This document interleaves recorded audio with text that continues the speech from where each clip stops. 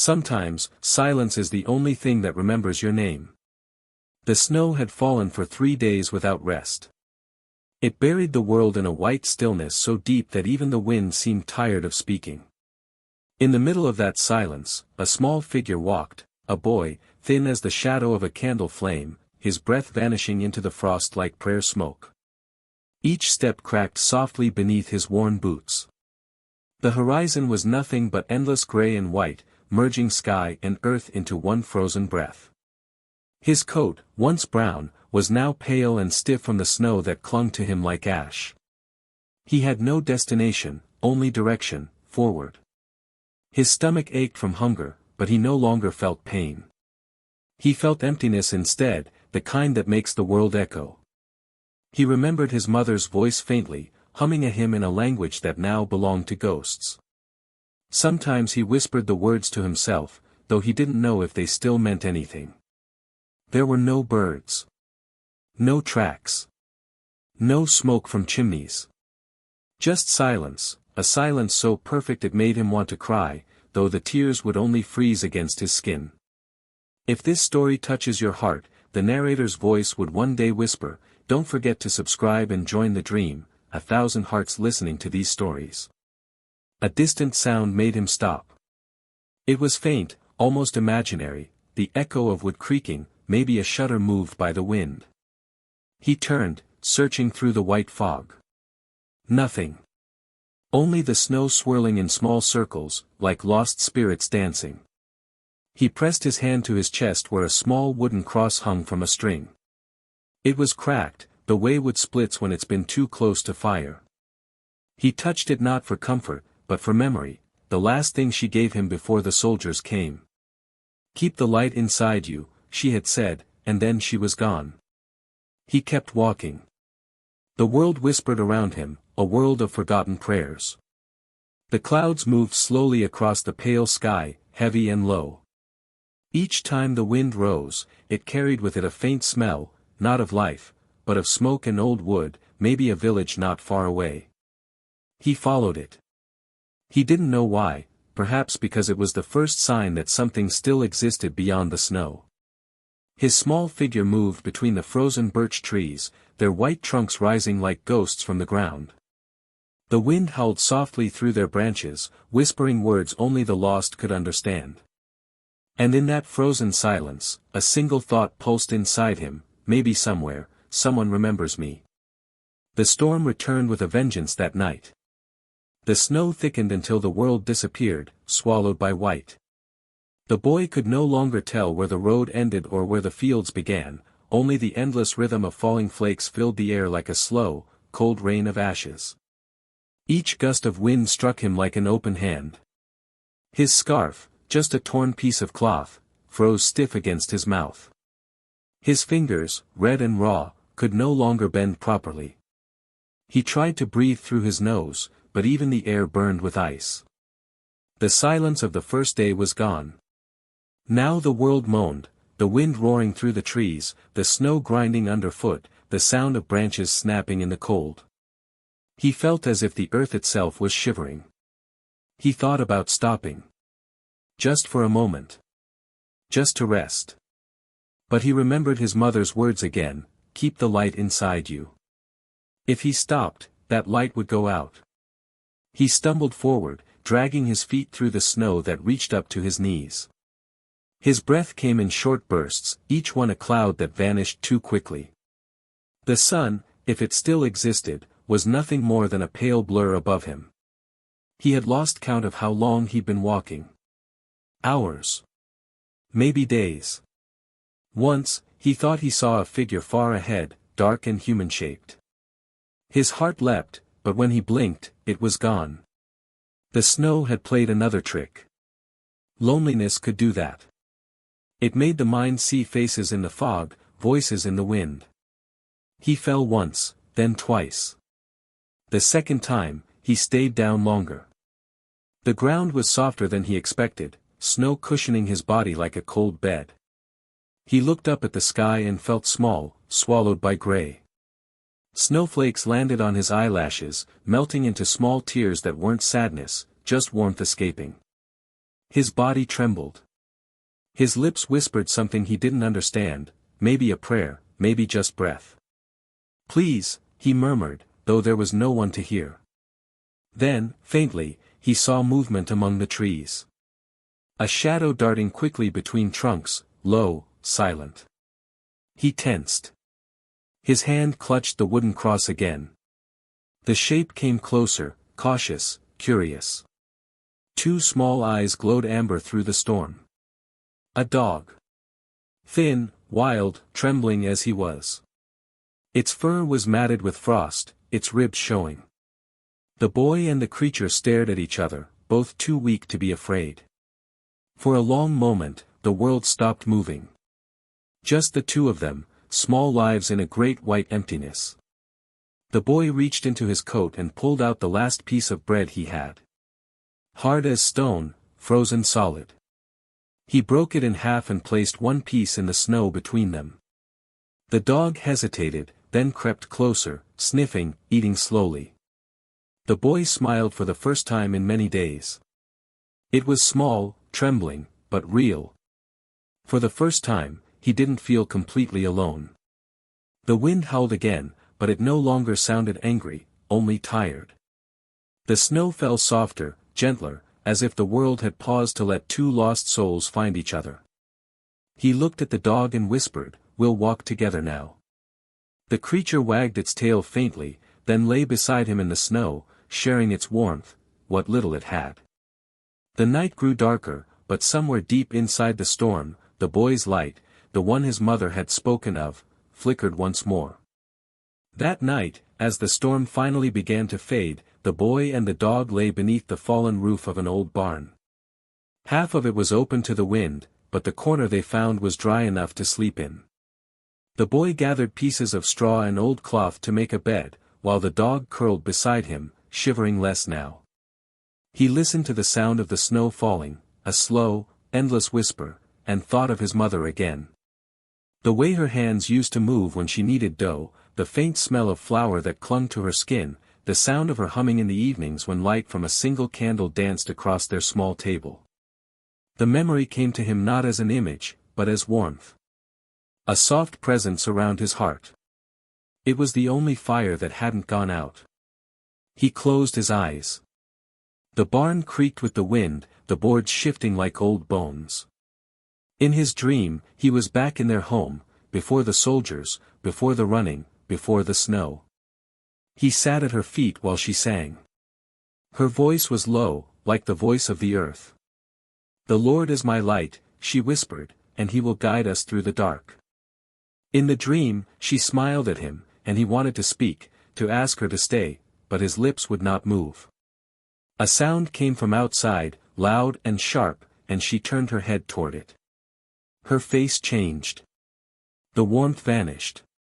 And the light went out. He woke with a start. The storm had stopped. The world was white again, still and endless. The dog lifted its head, ears pricked, as if listening for something unseen. For a moment, the boy didn't know where he was. His breath formed clouds in the cold air, and his heart pounded like a small drum. But then he felt it, the cross against his chest. It was warm. Somehow, impossibly, warm. He held it in his hand, the wood rough against his skin. The warmth faded quickly, but it had been there. Real. Maybe she had touched him in the dream. Maybe she was still watching. He whispered softly, "Thank you, Mama." The sound broke in his throat. The dog whined and pressed closer to him. The boy smiled, brushing snow from the animal's fur. "We have to keep moving," he said. "There's a village somewhere. There has to be." He stood and looked around. The storm had erased his footprints, the path behind him was gone. Ahead lay nothing but the pale glow of morning reflected on the snow. He took a deep breath and started walking again, his small shadow stretching long in the light. As he walked, he began to hum. It wasn't quite his mother's tune, he couldn't remember all the notes, but it carried the same spirit. It filled the empty air, rising above the silence. The dog trotted beside him, its ears twitching at the sound. Far in the distance, black shapes began to emerge from the fog, rooftops, chimneys, the remains of a village long abandoned. Smoke no longer rose from its houses, but something about it drew him forward. It was a place once alive. A place where people had spoken, prayed, and built fires against the dark. And as the boy descended toward it, snow crunching beneath his boots, a strange feeling grew in his chest, not quite hope, not yet. But something close. The first thing he noticed was the sound, or rather, the absence of it. The village stood silent beneath its coat of snow, each house buried up to its windows, each door half open like a mouth that had forgotten how to speak. The boy stopped at the edge of the path, his breath misting in the cold air, and looked at what remained of life here. The roofs sagged beneath the weight of frost. Fences leaned, broken and crooked, their posts jutting out like ribs. A frozen well sat in the center, its bucket still hanging halfway down, the rope stiff with ice. The place looked as if it had gone to sleep one winter and never woken up. He took a step forward, the dog following quietly behind him. Snow crunched underfoot, the only sound in that dead village. He passed a small wooden cart overturned by the side of the path, a child's doll lying face down beside it. Its painted eyes had faded, its dress torn by the wind. He bent to pick it up, brushing off the snow. For a moment, he thought he could hear laughter, faint, far away, like an echo trapped inside the walls. He placed the doll gently back where it had fallen and whispered, "I'm sorry," though he didn't know why. The dog sniffed the air, tail low, uneasy. It padded toward a doorway where the dark yawned wide. The boy followed, pushing the half-frozen door open with his shoulder. Inside, the air smelled of dust and old smoke. A single chair lay overturned beside a cold stove. There were plates still on the table, covered in a thin layer of frost. He moved slowly, his small hands tracing the edges of the furniture, as if touching them might wake someone. His reflection flickered in a cracked mirror on the wall, and for a heartbeat, he thought he saw another child standing there. But when he blinked, it was only him. He turned back toward the light, calling softly to the dog. Together, they crossed the village, passing one house after another. In one, he found a bundle of firewood stacked neatly beside a door. In another, a Bible frozen open on a table, its pages curled and stiff, words blurred by time and cold. He tried to read, but the letters danced before his eyes. Only one line remained clear: "The light shines in the darkness, and the darkness has not overcome it." He ran his finger over the verse, whispering the words as if they might warm him. Then he closed the book gently and carried it with him.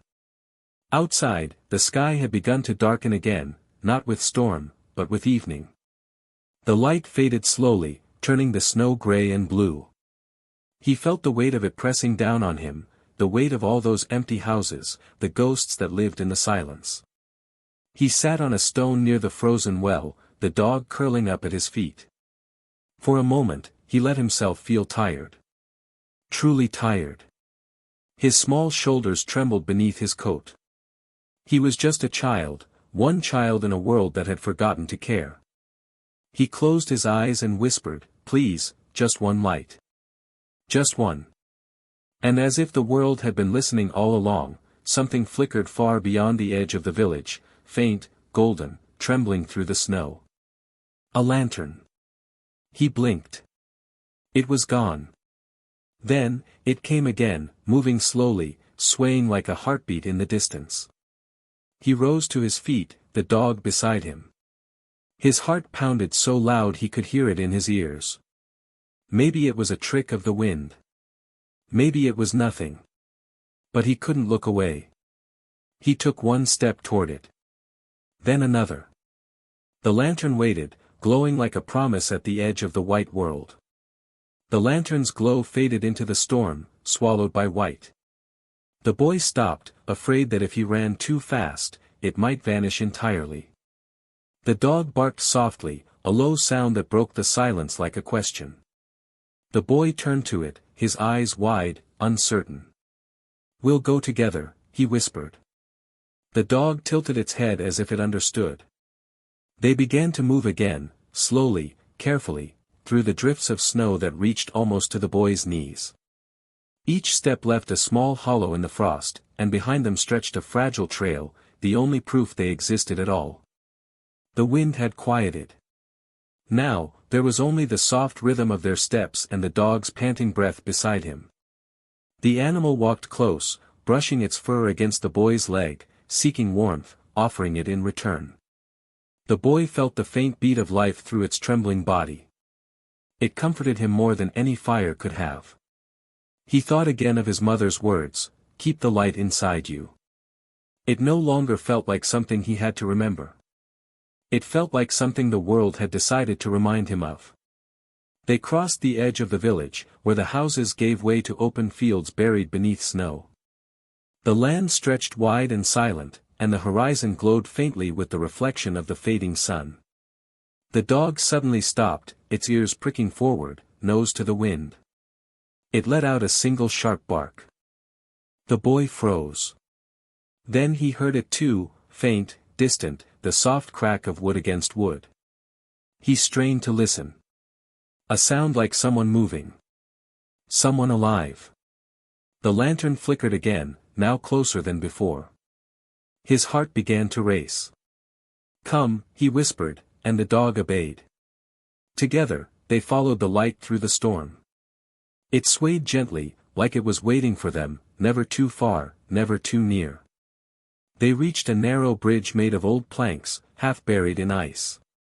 The boy crossed first, testing each step. The wood groaned beneath his weight. The dog hesitated, whining softly, but when the boy stretched out his hand, it followed. For a brief moment, they stood in the middle of the bridge, surrounded by a white sea of wind. Then, a sound, a deep crack. The plank beneath the dog's paw split. The boy lunged, grabbing its scruff. The bridge trembled, the world spinning with cold fear. For a breathless second, he thought they would both fall, but the plank held. He pulled the dog to safety, collapsing into the snow on the far side, his chest heaving. The dog licked his face, whining, tail wagging weakly. The boy laughed, a broken, breathless laugh that turned to steam in the air. "It's okay," he whispered, his voice shaking. "We're okay." He hugged the dog tightly, burying his face in its fur. It smelled of frost and dirt and life. The kind of life that refused to end. When he lifted his head again, the lantern was gone. Only darkness, soft, deep, endless. His heart sank for a moment, but then he saw it, a faint glow returning, closer now. The light swayed gently through the trees, as if someone was walking toward them. A figure began to take shape in the storm, bent, slow, steady. The boy's breath caught in his throat. Whoever it was carried the lantern in one hand and leaned on a wooden staff with the other. The glow of the light painted the snow gold around his feet. The old man's outline was still distant, his face hidden by a hood. But even from far away, the boy could feel it, a presence, calm and patient, like the world had been holding its breath for this very moment. The dog barked once, softly. The boy's lips parted. He whispered, "I think he sees us." And the lantern swayed once more, brighter this time, as if in answer. By the time the sun disappeared, the storm had returned, fiercer than before. Snow fell sideways, sharp as glass, carried by wind that screamed across the empty fields. The boy pulled his coat tight around him, head bowed against the force of it. The dog trotted beside him, low to the ground, its fur crusted white with frost. The lantern's glow, that precious heartbeat of gold, had vanished again. He searched the horizon for it until his eyes stung from the cold, but there was nothing. Only darkness, pressing down like a weight. He wanted to believe the old man was still out there, maybe just hidden by the storm. But belief is hard when the world is this cold. His legs trembled. His body ached with exhaustion. Each breath felt like swallowing knives. He found a broken fence and followed it, hoping it might lead somewhere, anywhere. The wind howled through the posts like a voice, a strange, mournful song that sounded almost human. At last, he saw the outline of a structure, a collapsed barn, half buried in snow. He pushed through the drifts and crawled inside, dragging the dog after him. The roof had caved in on one side, but there was enough space for shelter. Straw and old boards littered the ground, brittle and frozen. He huddled into a corner, wrapping his arms around the dog. The animal's body shook violently. Its breath puffed against his hands, warm and fast. The boy whispered softly, trying to steady his voice. "Tomorrow, we'll find him. The man with the light. I saw him, didn't I?" The dog looked up, eyes glinting faintly. The boy took that as an answer. He reached into his coat and pulled out the small Bible he had taken from the village. Its cover was stiff, its pages stuck together. He opened it at random and found the same line again, the one he had seen before: "The light shines in the darkness, and the darkness has not overcome it." He read it out loud, his voice trembling, half from cold, half from belief. Then he whispered it again, slower this time, until it became like a lullaby. "The light shines in the darkness, and the darkness has not overcome it." The words filled the silence. He closed his eyes and imagined what warmth felt like, the smell of firewood, his mother's soft hands on his hair, the sound of her song. Outside, the wind screamed. The barn shook. Snow slipped through cracks in the roof and fell onto his shoulders, melting against his skin. The cold crept in deeper, finding every corner of his body. His hands went numb. His lips turned pale. He was so tired. So heavy. For a moment, he thought he heard footsteps outside, slow, deliberate, crunching through snow. His eyes fluttered open. The dog growled softly, ears raised. The boy tried to lift his head, but his body refused. A shadow moved past the opening of the barn, a tall figure, carrying something that glowed faintly in the storm. The boy's vision blurred, his breath catching. The light wavered, dim and soft, before vanishing again. He tried to speak, but the words stuck in his throat. His head fell back against the straw, the world dimming into gray. The last thing he saw before sleep claimed him was the dog standing by the entrance, barking weakly into the storm. Then, silence. Outside, the snow kept falling, covering everything in white. And far away, through the roaring wind, a single light still burned, a lantern swaying slowly in the dark, making its way toward the broken barn. The boy woke to silence. Not the fierce, howling kind that storms leave behind, but the soft kind, like the world holding its breath. At first, he thought he was still dreaming. The barn around him had turned to blue shadow, faint light filtering through cracks in the roof. The air was cold enough to sting his lungs, and when he exhaled, his breath hung in the air like smoke. The dog was pressed against his chest, unmoving. For a terrible moment, he feared the animal had frozen in the night. But then it stirred, lifted its head, and gave a small whimper. Relief washed through him like warmth. He sat up slowly, rubbing his arms, trying to force the blood back into his fingers. Snow had drifted over half the floor, shimmering like crushed glass. The storm was gone, only the whisper of wind now, gentle and far away. And then he saw it. A faint light, soft, golden, flickering, filtering through the gaps in the barn wall. It wasn't the color of dawn. It was too warm, too alive. The light moved, swaying slightly, as if held by a hand. The boy froze, his heart pounding. He crawled toward the opening, every sound amplified, the crunch of his knees in the snow, the dog's low growl beside him, the wind slipping through the boards. When he reached the doorway, he pushed it open just enough to see outside. There, in the snow, a figure stood, small, distant, and wrapped in heavy wool. The lantern in his hand glowed like a living heart, painting the falling snow gold. The man didn't move, not yet. He simply stood, as if waiting for something. Or someone. The boy's breath caught in his throat. For a moment, he was afraid to speak, afraid that if he did, the figure would disappear, another illusion made by hunger and cold. But then the man lifted the lantern higher, turning slightly, and the light spilled across the ground, reaching the boy's feet like a touch. It was real. He swallowed hard. "Hello." His voice cracked, fragile, barely a sound.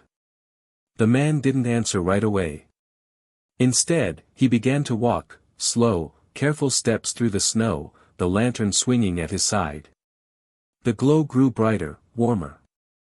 The dog barked once, uncertain, then quieted when the boy placed a trembling hand on its head. As the man drew closer, the boy saw the lines of his face, weathered and kind, the kind of face that had known both sorrow and peace. His eyes were deep and gray, reflecting the lantern light like glass. He stopped a few steps away. "Are you alone, child?" the old man asked, his voice low, roughened by years and wind. The boy could only nod. His lips wouldn't move. The man looked at the dog, then back at him. "Come. You'll freeze here." The boy hesitated, just a moment. Trust didn't come easily anymore. But there was something in the old man's eyes that quieted his fear. Something steady, like the lantern flame itself. He rose on shaking legs, the dog following close behind. The man extended his hand, and the boy took it. His skin was warm, impossibly warm, like holding sunlight. "Don't be afraid," the man said. "The night's been long, but it's ending now." Together, they walked through the snow, the lantern leading the way. The wind brushed past them, gentle now, as if bowing in respect. Behind them, the broken barn disappeared into the white, another ghost among many. Ahead, the light moved steady and sure, painting a golden path through the dark. The walk through the snow felt like a dream. The boy's legs barely obeyed him, yet each step became easier as the lantern's glow wrapped around them like a promise. The old man said little. He moved with a slow, steady rhythm, the lantern swaying from his hand. The light painted the snow gold, chasing away the blue shadows of night. The dog trotted beside them, glancing up often, as if trying to understand. The world was still, no wind now, no storm, just the quiet sound of boots pressing through snow and the faint jingle of the man's staff striking the ground. After a while, the boy spoke, his voice barely more than a whisper. "Were you looking for me?" The old man didn't answer immediately. He turned his face toward the wind, as though listening to something unseen. Then, softly, he said, "I was walking. The light led me here." The boy frowned. "The light?" "Yes." The man smiled faintly beneath his beard. "Sometimes it knows where to go before we do." They walked in silence again. The boy thought of the Bible verse he had found, "The light shines in the darkness." Maybe this was what it meant. Maybe some lights are not meant to stay still, they travel until they find the lost. At last, they reached a clearing. A small cabin stood at its center, almost hidden beneath the snow. Its roof sagged, its windows glowed faintly from the inside. Smoke rose from a crooked chimney, thin but real. The old man pushed the door open, and a wave of warmth spilled out, the first true warmth the boy had felt in days. The air smelled of firewood, soup, and old pine. He stepped inside, blinking against the sudden light. A fire crackled in a stone hearth. A table stood nearby with 2 wooden bowls, a loaf of bread, and a single candle. The boy stared in disbelief. It was simple, but to him, it looked like heaven. The old man hung the lantern by the door and motioned to a chair. "Sit," he said gently. "Warm yourself." The boy obeyed, still watching the man with wide eyes. The dog circled near the fire, lay down, and sighed deeply, its first sound of peace. The man ladled soup into the bowls. "Eat slowly," he said. "Your body has forgotten what warmth feels like." The boy took a spoonful. The taste was plain, water, potatoes, a trace of salt, but it filled him like a miracle. He closed his eyes, and tears slipped down his face. He hadn't meant to cry. It just happened. The old man didn't ask questions. He simply sat across from him, hands folded, watching the fire. "You've come far," he said at last. The boy nodded. There was no one left. His voice broke. "Until you." The man looked at him for a long time, his eyes filled with something between sorrow and pride. "There is always someone left," he said. "We just forget how to look." He rose, took the lantern from the wall, and placed it on the table between them. The flame inside danced, steady and bright. "This light," he said, "was not mine to keep.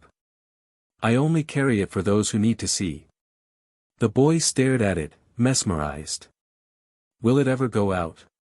The man smiled. "Only if we stop believing it's there." The fire crackled softly.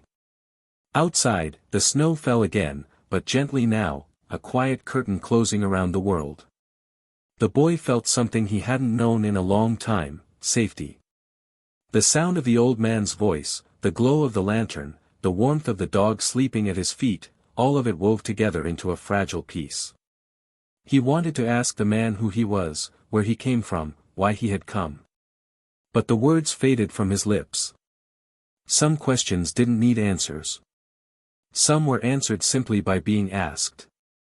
The old man stood, placed a hand on the boy's shoulder, and said, "Rest now.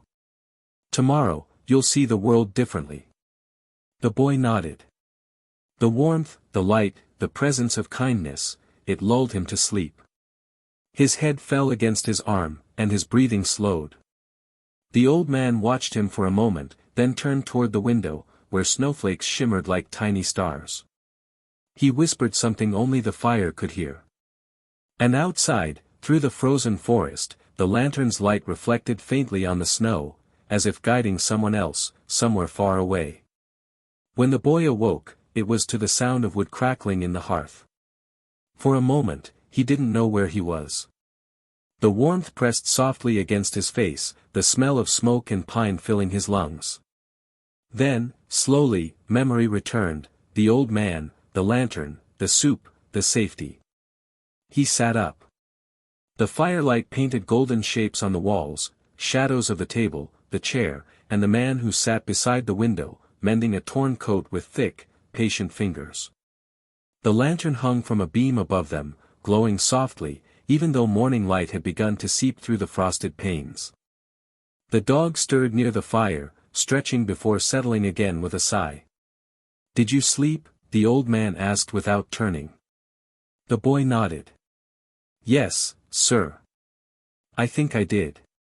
His voice came out rough, as if he hadn't spoken in years. "That's good," the man said. "Sleep is the first step toward healing. The body remembers rest before it remembers hope." The boy tilted his head, thinking about the words. His gaze wandered across the small cabin, a shelf with jars of herbs and dried roots, a worn Bible beside the bed, a small wooden cross hanging near the door. Everything felt touched by time, by quiet hands. "Do you live here alone?" he asked. The man nodded slowly. "Not always. Once there was a wife, and a daughter. But the world changes." The boy said nothing. There was a kind of sadness in the man's voice that needed silence, not answers. The man looked at him finally, eyes soft. "And you? What did the world take from you, child?" The boy's throat tightened. He looked at his hands, cracked, small, trembling, and then at the cross around his neck. "Everyone," he whispered. The old man's expression did not change, but his hand rose to stir the fire. The flames grew brighter, and for a moment, the boy thought he saw something reflected there, not just warmth, but understanding. "Everyone is a heavy word," the man said. "But not an eternal one. The world has a way of returning what it takes, though not always in the form we expect." The boy looked into the fire. "You found me," he said. The man smiled. "No," he replied softly. "You found the light. I just followed it." For a long while, they said nothing. The snow outside fell in slow spirals, landing gently against the windows. The boy listened to the rhythm of the fire, the quiet breathing of the dog, the creak of the chair as the man shifted his weight. There was peace in that rhythm, the kind that fills the empty spaces inside a person without asking permission. After a time, the man stood and filled 2 wooden mugs with tea. The smell of herbs and honey drifted through the room. He placed one in front of the boy. "Drink," he said. "It will warm the rest of you." The boy took a sip. It was bitter at first, then sweet. He closed his eyes. When he opened them again, the man was looking at the lantern hanging above them. Its light flickered, casting soft circles on the ceiling. "Do you know why I carry that lantern?" the man asked. The boy shook his head. "Because every night, I imagine someone lost in the storm. And I tell myself that light, no matter how small, must keep burning until it finds them. Last night, it found you." The boy stared at the lantern, feeling a strange warmth rise in his chest, not from the tea, not from the fire, but from somewhere deeper. He didn't know what to say. So instead, he whispered, "Thank you." The man smiled faintly. "You don't owe me thanks, child. You owe the world another act of kindness. When your time comes, you'll carry your own light." The boy didn't understand fully. But he nodded. Somewhere inside, the words took root, like seeds beneath the snow. As the day passed, the storm outside softened into silence.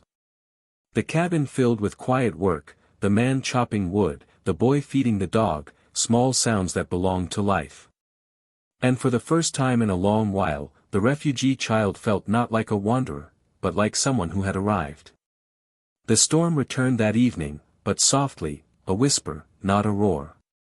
Snow brushed against the cabin windows like the fingers of a ghost. Inside, the fire burned strong, and its light painted the room in shades of gold and amber. The boy sat close to the hearth, his hands outstretched toward the warmth.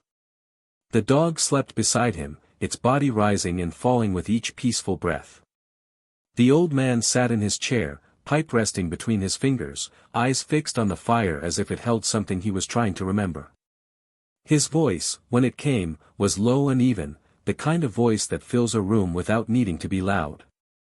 "Do you know what the snow is, child?" The boy looked up, puzzled. "Cold," he said. "And endless." The man smiled faintly. "It is that. But it's also memory. Every flake carries a piece of something that was, water, air, ash, breath. When it falls, the world remembers." The boy tilted his head, curious. "Remembers what?" "That once, everything was alive." The boy thought about that, his gaze returning to the flames. He wanted to believe the snow could remember, that it might carry the laughter of people, the warmth of homes long gone. Maybe even his mother's voice. The old man puffed his pipe gently, the smoke curling like a thin ribbon toward the ceiling. "I once had a daughter," he said quietly. "She had eyes the color of morning. She loved to chase the light, sunrise, candlelight, firelight. Said she could always tell when something was still good in the world because the light behaved differently around it." He paused. The fire crackled, filling the silence. When the war came, she carried her own lantern into the night to help others find their way. "I never saw her again." The boy looked at him, his small face full of sorrow. "I'm sorry," he whispered. The old man nodded slowly. "So was I. For a long time. But one night, as I walked through the snow, I found her lantern. The glass was cracked, the handle broken, but the flame still burned. That's when I understood, she hadn't left me darkness. She left me purpose." He gestured toward the lantern hanging by the door. The flame inside it danced, alive. "That's her light, you see. I only keep it moving." The boy stared at it, wide-eyed. The fire's glow shimmered in his eyes like dawn on water. "It found me," he said softly. The man nodded. Yes. Light always finds those who are still walking. They sat in silence again, listening to the wind drift against the walls. The fire popped, sending tiny sparks up the chimney. The dog stirred, laying its head on the boy's knee. Tell me a story, the boy said after a while. Not about loss. About hope. The old man smiled, lines deepening around his eyes. Hope, he murmured. That's a difficult one. But I'll try. He leaned forward, eyes shining with the reflection of the flames. Once, there was a bird who lived in a land where it never stopped snowing. It was small, fragile, and its wings were almost frozen. But it kept flying, because it believed there was still one tree left somewhere, one tree with branches warm enough for a nest. And when it finally found it, that single tree grew brighter until it lit the entire forest. The boy listened, eyes heavy with sleep. Did the bird stay there? The man shook his head gently. No. It carried the light to another tree. And then another. That's how the forest came back. The boy smiled faintly. I like that story. I do too, the man said. Because sometimes, I think you are that bird. The fire hummed softly. The boy leaned back against the wall, eyelids drooping. The warmth of the room wrapped around him like a blanket. The man watched as the boy drifted to sleep, the faintest smile still on his lips. For a long while after, the old man sat there, watching the fire die down to embers. Then, slowly, he reached for the lantern and turned the wick lower. The flame dimmed, soft and steady. He whispered, "Carry it well, little one." And the snow kept falling, remembering everything. The world was made of light when the boy woke. Not sunlight exactly, something gentler, like dawn remembering how to begin again. It streamed through the frosted windows in long beams, touching the table, the firewood, and the corner where the dog still slept. Everything felt washed clean, quiet, and impossibly still. The boy blinked, sitting up. His body ached pleasantly, no longer from cold but from rest. For a moment, he thought the old man was still sitting in his chair, pipe in hand, watching the fire. But the chair was empty. "Sir," he called softly. Only the wind answered, a soft sigh through the cracks in the wall. The fire had burned down to coals, glowing like buried rubies. He rose to his feet, rubbing his eyes, and looked around. The cabin felt different somehow, lighter, quieter, like something holy had passed through and left its echo behind. On the table sat a bowl of fresh bread, steam still rising from it. Beside it lay the small Bible, open to a single verse, the same one he had read days ago. The light shines in the darkness, and the darkness has not overcome it. His breath caught. Next to the Bible sat the lantern.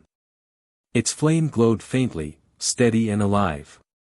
The old man's coat hung on the back of the chair, but he was nowhere to be found. The boy stepped closer, his bare feet silent on the wooden floor. "Sir," he called again, louder this time. Still no answer.